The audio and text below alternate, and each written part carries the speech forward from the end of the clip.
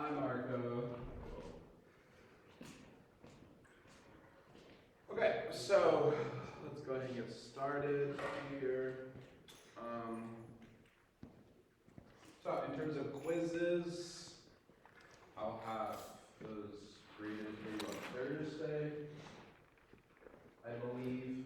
Yeah, I should have them for you on Thursday. Just perusing them quickly. I think we'll be in okay shape. Any questions on that?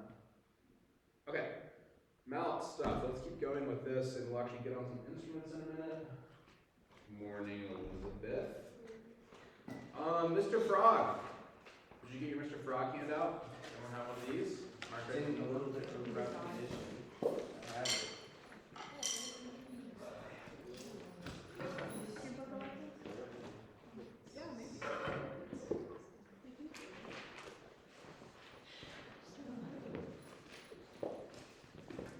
Okay, so one thing we talked a little bit about last time was the challenges of reading as like a young percussionist, right? It's difficult to read music on this instrument. It's difficult to do it when you can read music already. But if you're learning how to read music and you're new to the instrument, right, it makes it twice as hard, or 4 times. It's exponentially hard. So there's a few different ways to handle this, but one tool that I have used is this book. It's called Mallet Percussion for Young Beginners, Peripheral Vision Primer by Randall Eyles. Okay, and it's specifically designed for a young or beginning student, although I use this with people of all ages because it's very effective.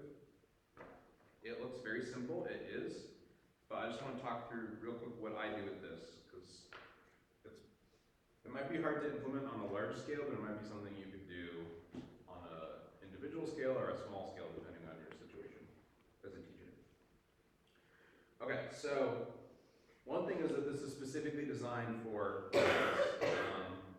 which I guess isn't so unique, but it's not like a piano book that somebody's like co-opting for something else. It's specifically for mallet percussion. So there's a couple things you'll notice.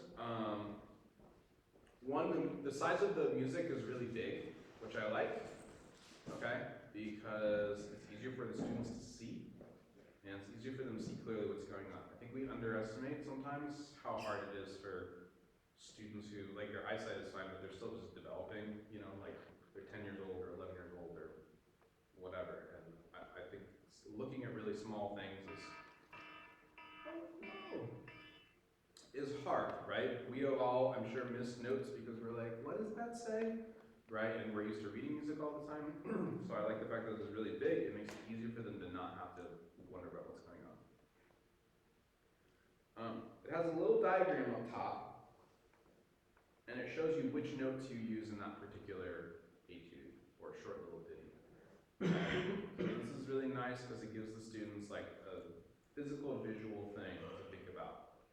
Okay, playing mallet percussion instruments, I find it's very helpful to think about like visual patterns on the instrument. I don't know if you guys think about this when you play piano, right? So like when I'm playing through my scales, obviously like intellectually I know half steps and whole steps and all that, but when I'm going quickly, I'm thinking more about physical patterns.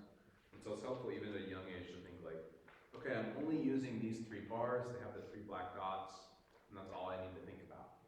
Okay, it really focuses the attention, which I think is nice. And then what you have, there's basically a few things on this diagram. There's the 3 black dots, or the black dots that show you which keys you're playing. There's a star and there's an arrow, okay? And the arrow corresponds to this big arrow at the bottom of the piece of paper, and the idea is you put that arrow directly above that bar on the instrument. So it's physically getting the music right in front of where the zone is being played. Because so many times students like, you know, they're playing here, the music's over there, and then I can't, okay. So like it's actually physically making them like move the music stand, get it oriented right here, and the arrow goes above what note? A flat. Good.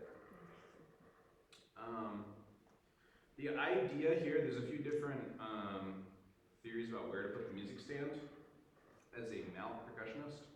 Okay, one theory is you put it here. Why? So you have like good posture and stuff. Sure. See the band record. The other theory is you have as close to the instrument as possible. Okay, so my philosophy is, what are you more likely to have a hard time seeing? Tiny little bars that you're supposed to hit exactly the right one, or some person up there waving their arms in a predictable manner?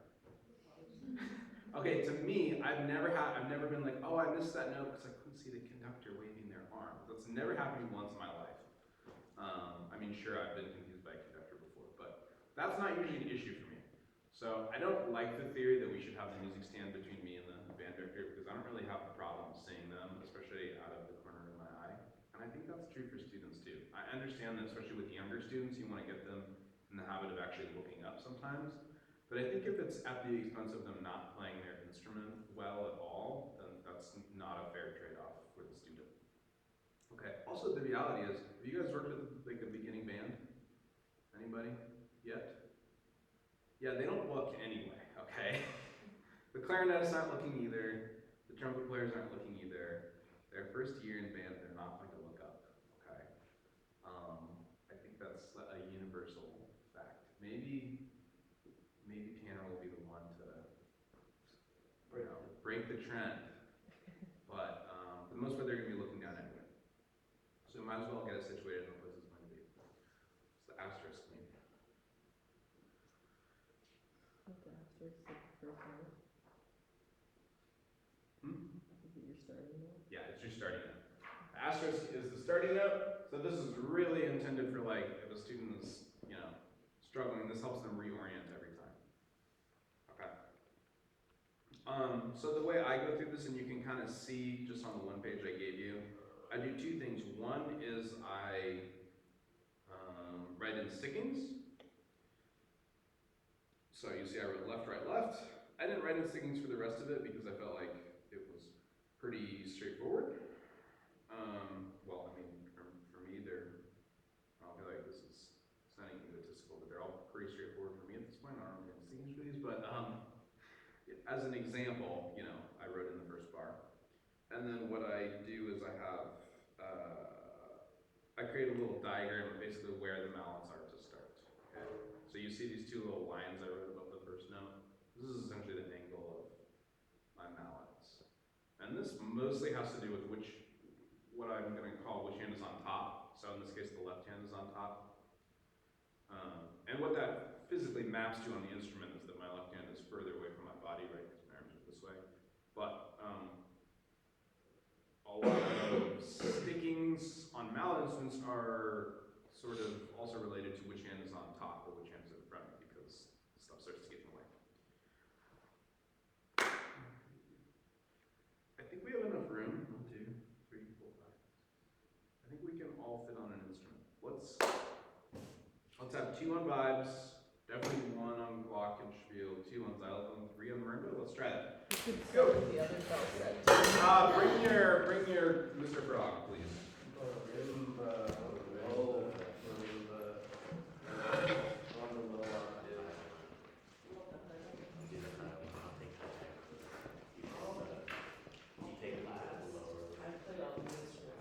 You take Go ahead and take the cover off if there is a cover. and Carol will take the middle. I'm stuck on something.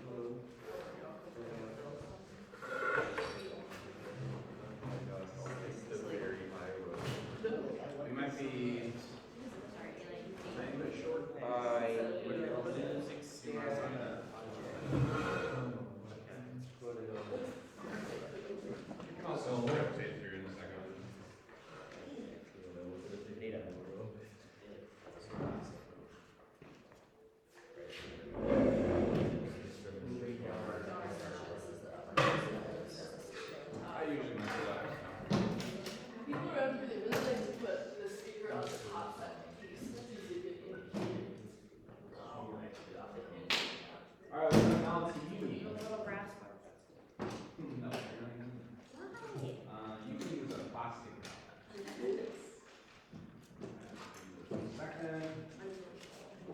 What kind of mallets do you guys need?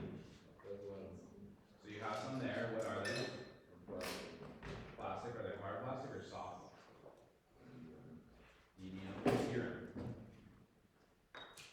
I would say those are soft plastic. So maybe give those to Izzy. And maybe Eli use the greens. Or no, Mark, I want to use this.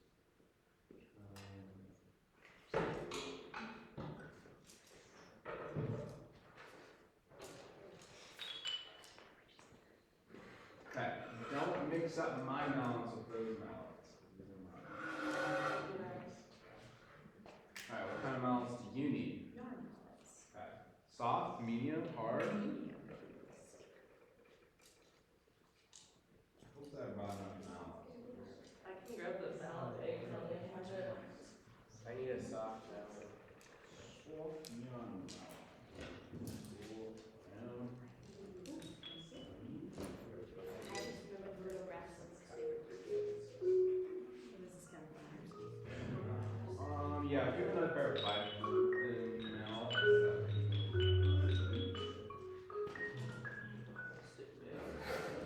These are the best vibe mallets. Oh yeah, those are worth a shit. Yeah, they are. Those are some OGs. They're little outfits. They're a little beat up, but doesn't matter. I don't have them. I have my big brass ones, which are really Yeah, loud. really good. It's so nice. Like some soft and plastic. Yeah, I need these. Yeah, I'll use them when I don't know why it sounds like a beginner. Wow, this really sounds like the hitter band. Okay, so first of all, you need a music stand for your playing range. So if you don't have a music stand in your playing range, we need to get you one. I can help. So the xylophone needs at least two. I think I'm okay with you guys sharing. Oh, I don't. Yeah. Let's get a third on marimba.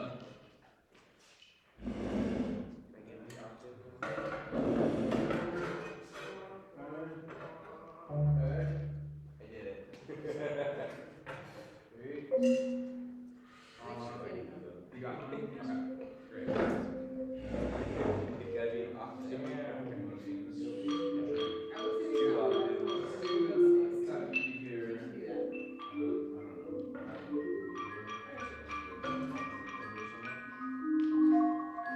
Tara, I'm gonna bully you.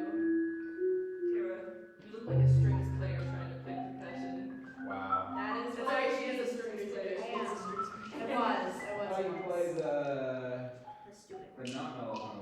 I do, but I also play violin. I have since I was 5. Yeah, I don't play anymore though. I can't keep track of what's going on. It's okay, no, we're not doing that either. Okay, so this is Mr. Frog. Actually, before we get to Mr. Frog, I would like you to put your left hand above the C. What's the C in your range? Which one do I want? This one. We got 2. I would like you to play 1C. 1, 2, ready, go. Okay, pretty good. Okay, put your left hand above the C, put your right hand above the D, right above that C. And I want to hear C, D. 1, 2, ready, go. Okay, good. So right away, you might be thinking about how your stickings might look a little different because we have low notes on the left hand, high notes on the right hand, you know, to just oversimplify it, but essentially that's going to be part of what we're doing. Okay, we're a snare drum, one object, that we're not so worried about when our hand goes anywhere, we just need to play the rhythms. Okay, let's play the first measure of Mr. Frog. Get your hands ready. 1, 2, ready, go. Cool. Don't roll unless it's written. We'll have a discussion about that later, but for now, just play half notes of specific ones.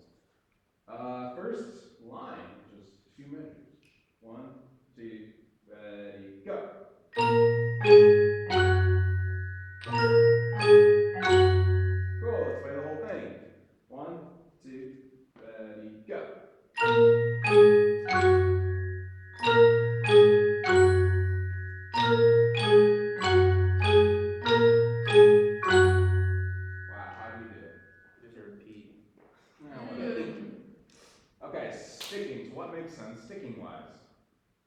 Alternating. Alternating, starting with which hand? Left. Left. Why did I write left? Does it make sense? Yeah, because then you can go bom bom bom. Otherwise you go bom bom bom. I would write this personally, but maybe I'm not getting something. Let's try it the other way.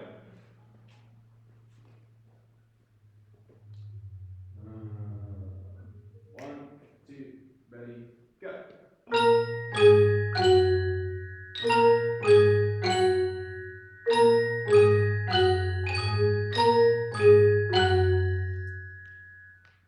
almost harder to go the right over left than left over right.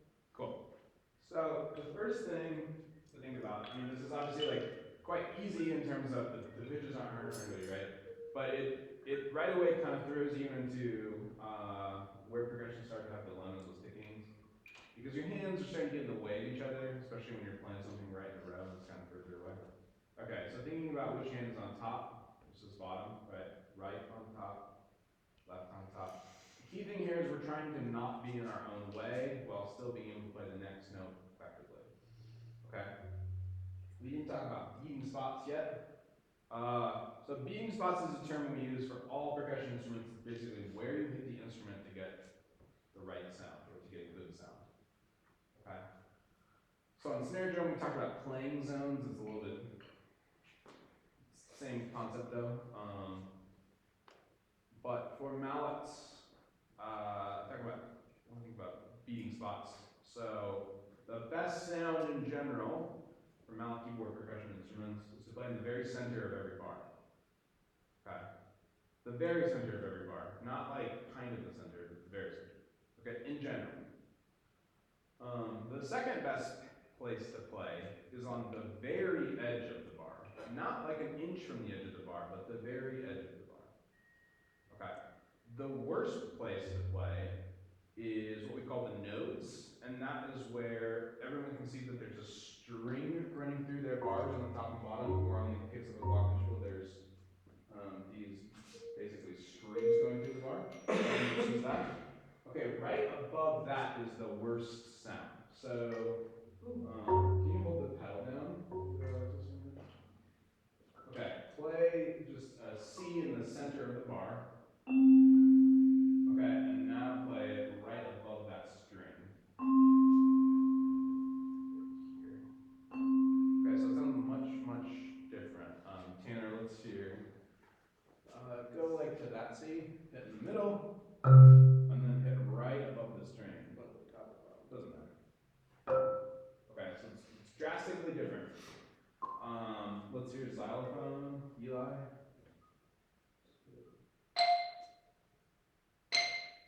Okay, right above.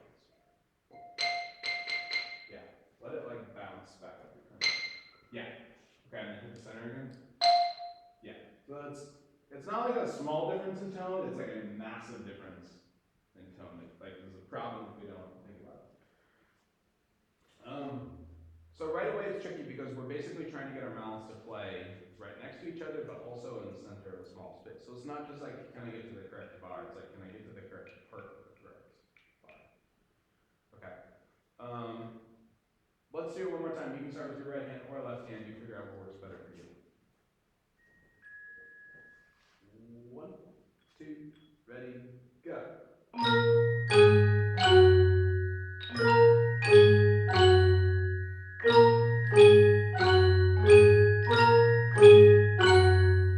Cool. Any thoughts? It's a very short etude, so I'm sorry. What are the words to it, do you know? I do not. That's Mr. Frog. Yeah.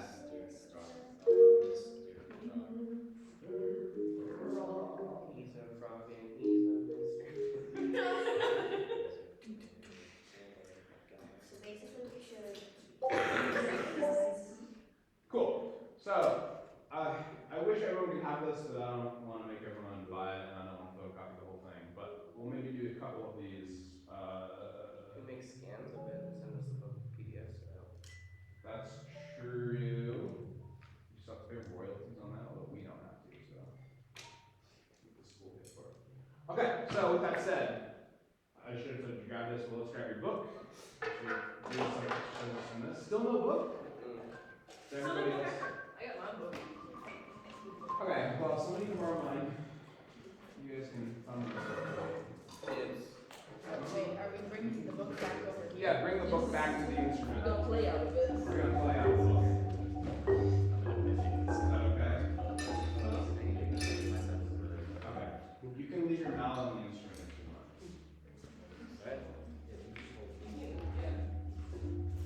If you're a percussionist, you're allowed to set some things on the book. It's like mallets. You can leave your mallet on the book. Don't like put your feet up or like set your homework color and that kind of stuff.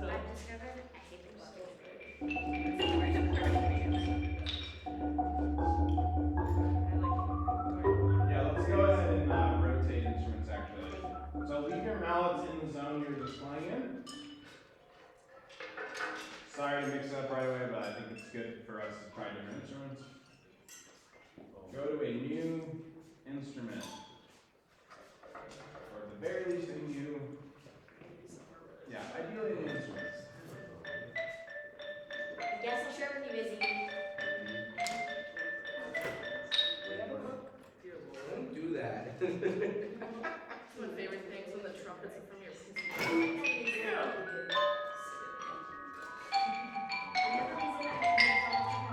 Everybody treachery. She's not paying attention. She just like that.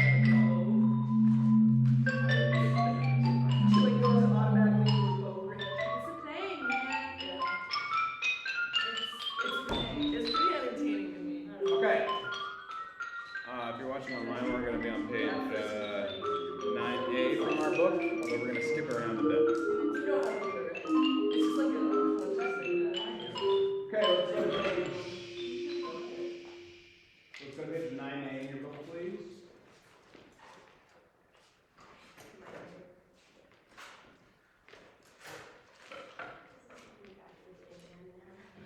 What's that? Take me back to beginning band. Yeah. And now I'm playing beginning band. I was a late starter.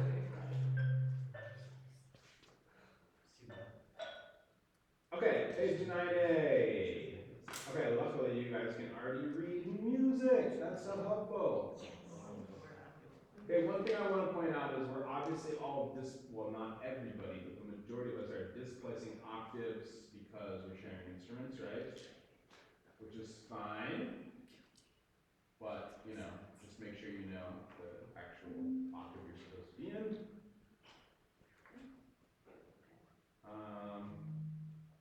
Let me tell you, when I'm judging like a, I don't know, high school honor band audition and everyone walks into the percussion thing and they all play the mallet etude and half of them played the wrong octave and 3/4 played in the wrong octave and then the other people played in the right octave. People who play in the right octave automatically get a better score because they played it in the right octave.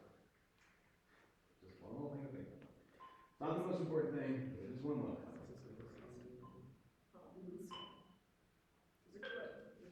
Yeah, which one? What do they sound like? It's an octave. I don't know. The lower one is gonna be Perfect. Thank you. I'm more concerned with this like on when people come and do like a Bach or the etude and they do like 2 octaves higher than written. It's hilarious. It's like, come on, like let's just it doesn't even sound good. Okay.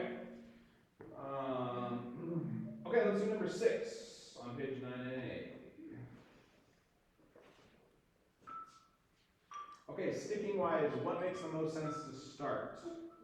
Number 6? Yeah. Right. I think right, because we're starting on an E and we're walking down a scale.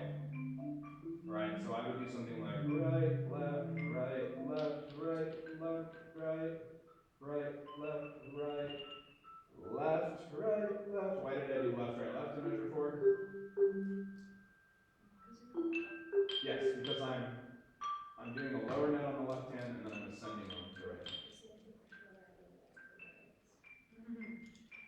And then the second line, very similar. Can you name that tune? That one was a toughie. Alright, number 6, let's do it. 1. This is a quarter note, don't play it like 6 times too fast.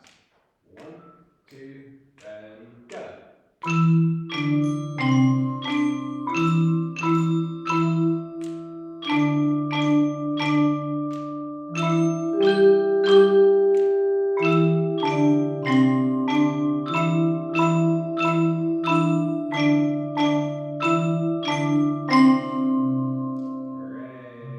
then you gotta do the stick click in there, you know? Yeah. Stick quick. If you're not hitting your sticks together on accident, are you? No, no, no, no, no. I'm talking about stick click when you finish, you know, when you.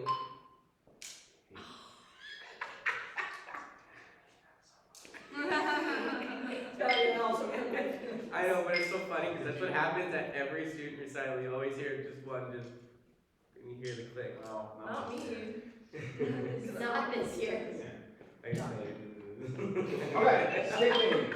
Alexis, what stickings did you use for the first line? I know we were talking Right, about. left, left, left, left. Right, right, right. Left, right, right. Right. On the keys or left. Right, right, right. Cool. Second line, Marco, what did you do on the second line? I'm not sure. You can't quiz Marco on that. Measure one, what did you do? I don't know. Okay. I could spend a minute and figure it out, but I have trouble with them. Okay. Maddie. Right, left, right, left. Right, right, right, right. Left, left, right, left, right. Cool. Yeah, so this brings us to a good question. If you have like 3, 4 notes in a row that are the same pitch, should you play it all with the same hand? Should you alternate? I don't know. As a person who's taught a lot, I always tell people to alternate. As somebody who plays music in real life, I would just do whatever feels better. The problem with doing like 4 rights in a row is that if that becomes part of your vocabulary, it's like a normal thing to do, and then it's actually quite difficult to alternate in that situation, then that's a problem. But I'm not saying that can't happen. Anyway, so officially I would say you should probably alternate it, but if you did 4 rights in a row there, then that's also probably fine. Okay, let's what? Switch instruments. Switch instruments. Yeah, it sounds weird. Let's stay on this one for a second. Let's switch over to page 10A and 11A. I do as well. Accidentals. I'm dropping out. So one thing you'll notice is that this book also, because it's geared towards the beginner, he also does do this little diagram with the black dots on it to show new notes. And it's something I've seen in other books, so it is a thing to kind of have this diagram and to represent it physically.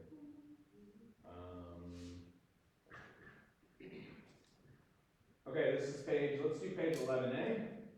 Let's do number 6. I'm actually confused by this numbering system. There's a 6 at the beginning of the line, but there's a 5 at the end of the line. I think it's number 6, the first one on page 11A. I should say 6, but okay. Oh, actually, I know.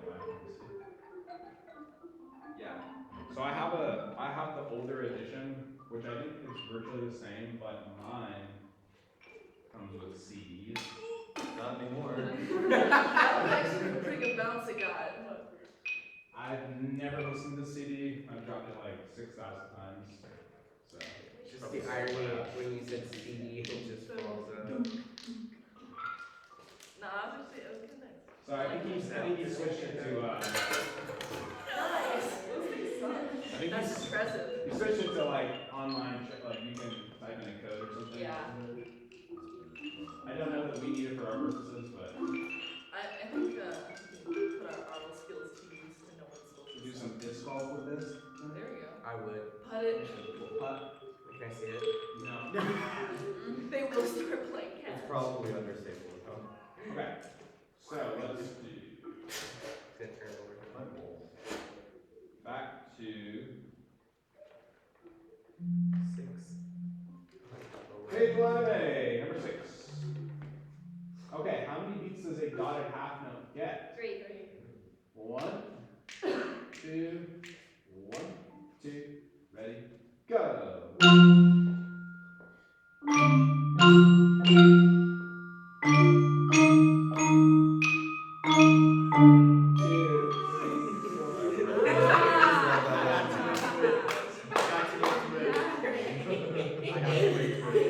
That's okay. Okay, looking forward to you teaching the next generation. Alright, That's fast for today, guys.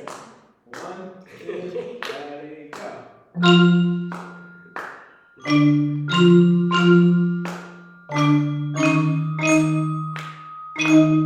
Yeah. I did too. That's okay. It feels like it should end. It does. It You feels know, I thought I should remind them how a dotted half note works. I didn't think I should remind them how a quarter rest works. I just want there to be a downbeat so bad. I know. So bad. Cool, sticking wise. Yeah, that's what I'm saying. Jaden, tell me what you did for the first 2 measures, please. That's a good question. Let me think about that one. I went right, If you need to play through it when I ask, that's Right, sorry, left. I said right, left. No, I didn't do that. Right, left, right, left. that. Cool. So basically, you kept your right hand above the F, you kept your left hand above the D. Did most of us do some version of this? Yeah. So a lot of times, if I'm playing 2 different pitches and I'm going back and forth between them, guess what? I keep my left hand on one and my right hand on the other. Okay, and what about the next 2 measures? Tara. Starting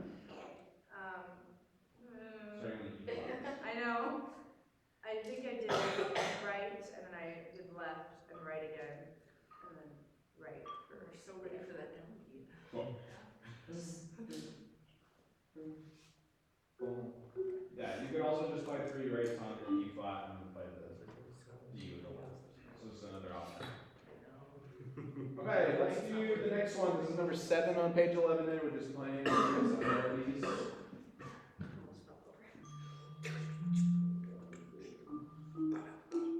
Okay. I know the main point, I guess, is to work on pitches, but you guys can read pitches, so. Yeah, it's actually a rhythmic exercise. Not So, this one. We got this. Eli, what meter are we in? 3, 4. 3, 4. How many beats are in 3, 4, Grady? 3. He's giving us the beginner band experience.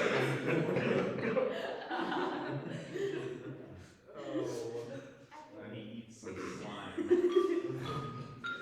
No, that's just great. Alright, 1, 2, 3, here we go.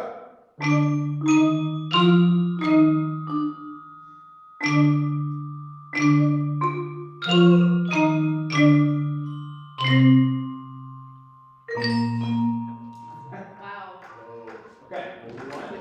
Should I conduct? Should I pretend I'm a conductor? Oh my god, that'd be so fun. I love pretending I'm a conductor. Well, It's you can't even 7/4. read music and play, let alone watch you read the music and play. Oh, come on! I I did was it. ready. Are you ready? I was didn't ready. say sticks. I was right there with six. Sorry. marching band. Sorry. 1, 2, 3. I need a strong downbeat. Sorry, I used to conduct. Ready now, in right? band. 1, 2, 3, here you go.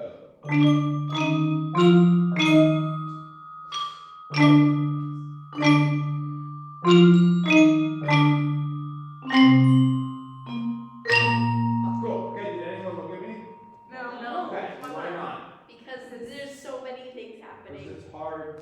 Is it hard for you to hit the notes and look at the music and? Yes. No. Okay. And I can I count. looked at you for like a I was second. looking at you, I was like, Okay. Good. I like that. That's I all was right. scared I was gonna shorter rest again. I couldn't do that. I did try. that's just what I Yeah. do. I can only take so much more. How can Um, I take beers. How are we doing on time? Yeah, I got 7 minutes. It's 41. Okay, You got 9 9 minutes. minutes. Great. Let's keep going. I think this is useful. Yeah, let's go ahead and play Au Clair de Lune. Just like Debussy.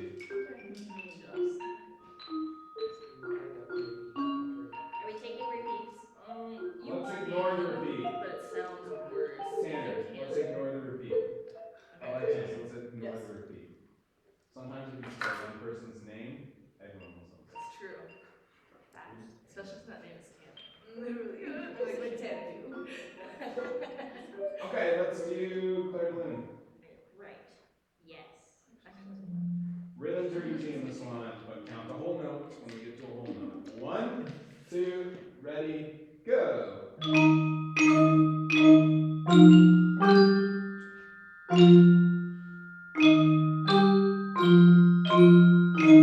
three, four. Two,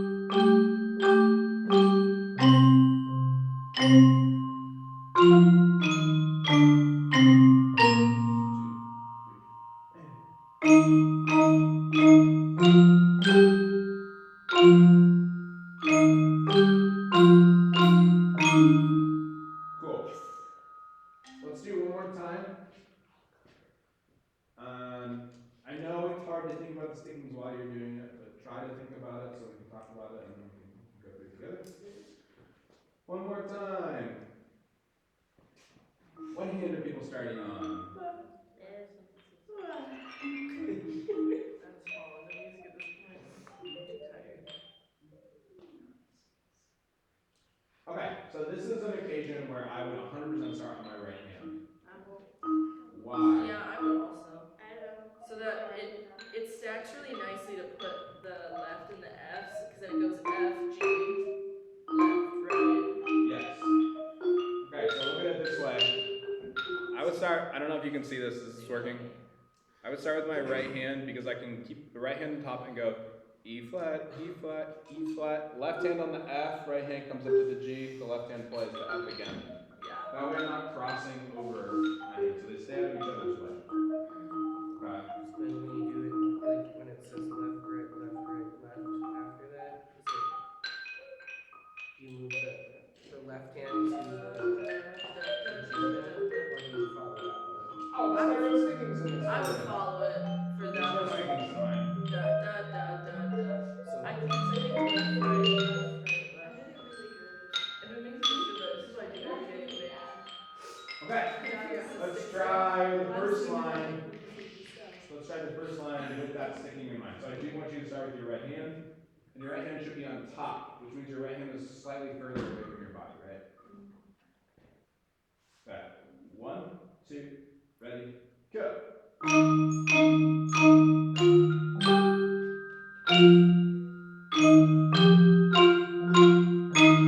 Nice. Let's do the whole thing now. probably 1, the whole thing. 2, 1, 2, ready, go. Right,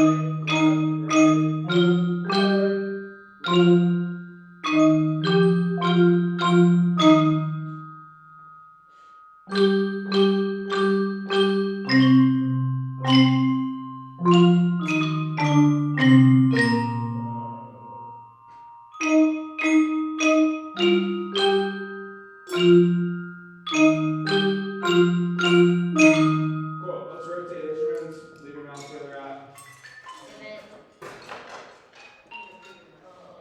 Glockenspiel. I need a book. If you've only played a wooden instrument, play a metal instrument. If you've only played a metal instrument, play a wooden instrument. I'll just memorize it. Isn't it No. interesting? And they have high pitches, so Where were you again? Okay, we're switching over to 12A, 13A in the book. 12A, 13A in the book. Okay. Jesus Christ. There's so many things happening. Why would we? Okay, so one thing, one just little care maintenance thing with mallets. If it is a yarn mallet, your fingers should not be touching the top. Okay, you don't want to put your little hands on those. You don't want the grippers on? Yeah. Okay, and the reason is because even if you have very good hygiene, which your middle schoolers are not going to probably, or at least some of them will, but the percussionists aren't. Let's be honest.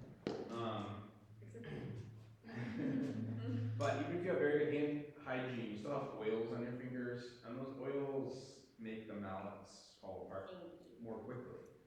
Okay, so mallets tend to fall apart too quickly in schools anyway, because there's just a lot of wear and tear. So really try to encourage your percussionists to not put their hands on tops of the mallet, especially timpani mallets. in your mouth always get screwed up, like it's I'd really try to stop it. Because mouths, yeah. So the plastic and rubber, not a problem, right? But you're playing with a yarn mallet on vibraphone marimba, don't put your hands on it. Okay. They should last a really long time. Like those mallets Izzy has are like 15 years old, and they are starting to fray, you know. That's from absolute shredding, though. Yeah, exactly. It's all shredding that in, you know. Okay, shredder. Okay.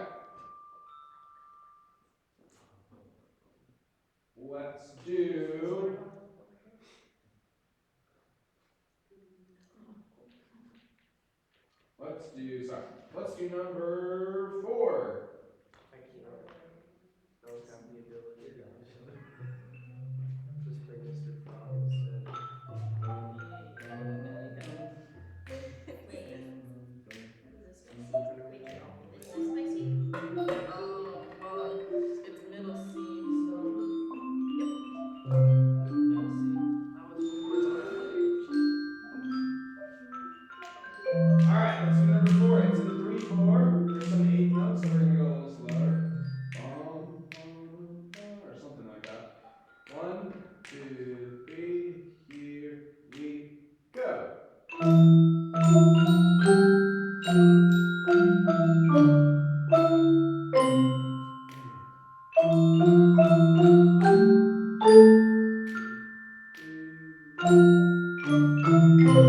Cool, this one's a little bit harder. Why?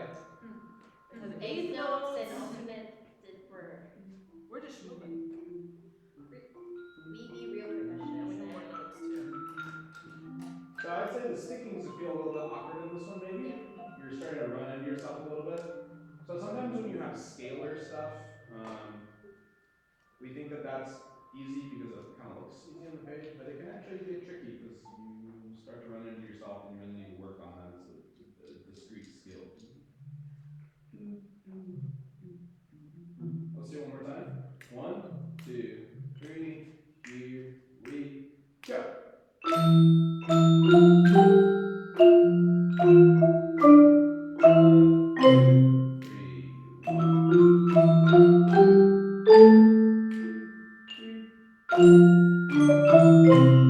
Cool. How am I on time? Am I out of time? Yes. Okay, great. So, I would like you to take a look at this one, number 4, from page 12A, and think about some good stickings for this between now and Thursday. Okay, so can you write in what you think might be a good sticking? If you can get on an instrument to play for a minute, that would be great. Let me think about this. Maybe on Thursday I can give you guys some, I'll check out some mallets, because there are instruments upstairs you can practice on, so we could use those. Okay, let's plan to do that. If you got mallets from me, Which ones are yours? Yeah, we all switched. Josh, I'd venture to These say are these are mine. yours as well. all the marimba mallets are mine. Can you please cover your instrument? Is yours in there? Is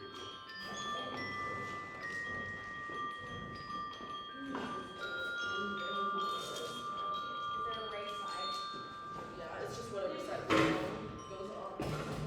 On the long side? Yeah, if you want it to be covered, you know. Great. This isn't a marimba cover, this is a blanket. It's beautiful. The real marimba cover is just in the storage, but it's like so heavy. It's like, you know those like piano covers we have? It's like that. It takes like 2 people to cover it, and that's not practical during band, so. It's not? Yeah, it's like, hey, can somebody come help me get the marimba out? Guys, the river. I honestly got stuck again. That's what it feels like. I don't know. It just kind of sucks that I already spent my money on it. I'm gonna try. You know how Amazon is though, and giving back money. Yeah, Amazon customer service is. There's a reason I don't use Amazon. The only thing that I find weird is that everybody else who ordered on Amazon got I bought came in like 2 days and I was I bought mine from a sketchy guy on eBay, but it all worked out in the end.